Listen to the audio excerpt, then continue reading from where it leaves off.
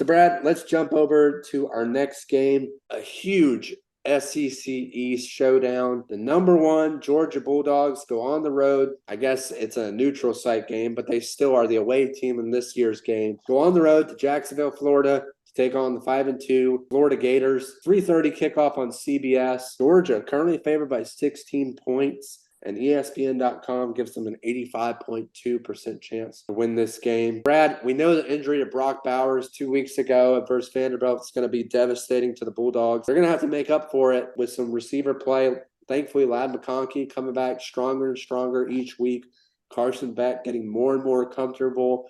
But on the other side, the quarterback Graham Mertz also finding his way in the offense. 12 touchdowns, only 2 interceptions. I mean, I don't think anyone expected Mertz to be playing that well at Florida. Brad, I'll hand it over to you. With that being said, who wins this SEC East rivalry? Yeah, Nate, real quick, I want our Break the Huddle viewers to share some opinions with us. Should this game stay in Jacksonville? Should it go to Jacksonville and Mercedes-Benz? Should it go to a home and home? Nate, I know this has been a hotly debated topic between these two fan bases, I know Kirby Smart's had some opinions about it, so I want to hear everyone's thoughts on this. Transitioning to this game, first off, Nate, I want to give credit Billy Napier and this Florida coach staff and the Florida Gators. They have done a great job. I thought they were down and out after a very, very bad week one performance against Utah, a big win against Tennessee. And then Ray Davis and Kentucky ran all over them. And they certainly had to squeak it out against South Carolina 2 weeks ago. But hats off. They have, I think, really, really played well. You mentioned Graham Mertz. I thought this guy was just going to be a game manager. Excuse me. And I think he is, but he's playing. I mean, Nate, it's hard to argue with the numbers. He's playing well. You know, you mentioned the injury to Brock Bowers. I think we're going to see, the Georgia offense, they've been explosive this year. I don't think they're going to be quasi-explosive. I still think they have got plenty of weapons.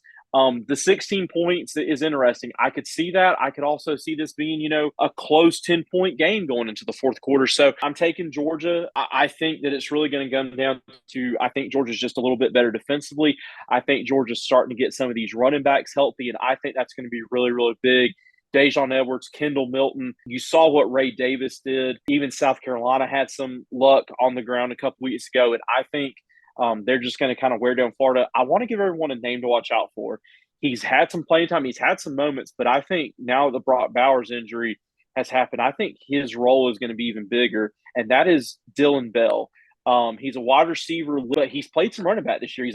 Georgia's almost used him as kind of like Deebo Samuel a little bit. He had a really, really impressive rushing touchdown. I believe it was against Ball State earlier in the year. But Dylan Bell, a guy to watch out for that I think they're going to use him in some creative ways to get him the ball. Give me the Bulldogs in this one. Yeah, Brad, you mentioned they get back Kendall Milton. They also get back Mims on the O-line, which is going to be a huge get for the Dogs.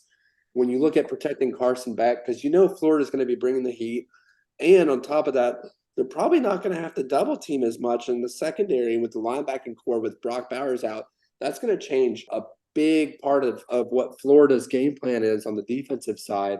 And then on the offensive side, you look at Mertz, as I mentioned, 12 touchdowns, 2 interceptions. And then you look at Pearsall, who's played phenomenal at the wide receiver position, 44 receptions, 619 yards, 3 touchdowns. Georgia's going to have to game plan around that as well. And then you look at the yards per team.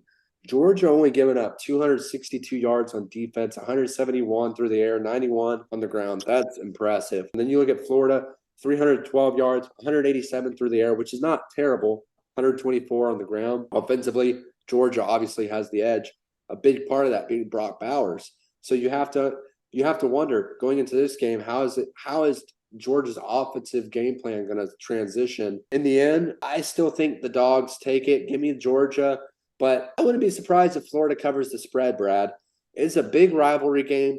Florida's been playing really well, and Billy Napier has that team motivated. When we came into this season, we really had our questions and doubts about that Florida program, and I don't think people give Florida and Billy Napier enough credit for turning that program around. I mean, it was an absolute turmoil with Dan Mullen. Dan Mullen at that program, it was atrocious. It was in turmoil. And within 2 years, Billy Napier has the Florida Gators 5-2, 3-1 in the SEC.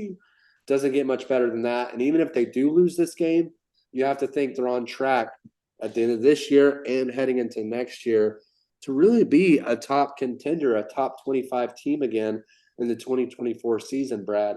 But I won't go any further than that. Give me the Dogs, but I think it's a lot closer than what Vegas puts it as. That concludes today's episode. When we come back next time, we're going to discuss our Week 9 recap, and we're going to get into and break down our Week 10 game day previews and predictions. You don't want to miss out. The matchups throughout this year are just getting better and better. Be sure to subscribe to our new YouTube channel at Break the Huddle. Be sure to give this video a big thumbs up. Share it with your friends. Follow us on all socials at BreakTheHuddle_. And be sure to turn on your bell notifications on YouTube and Twitter to stay up to date when we post our latest videos. And let us know in the comments who you believe will win this week's matchup. From Break the Huddle Studios, this is Nathan and Brad signing off.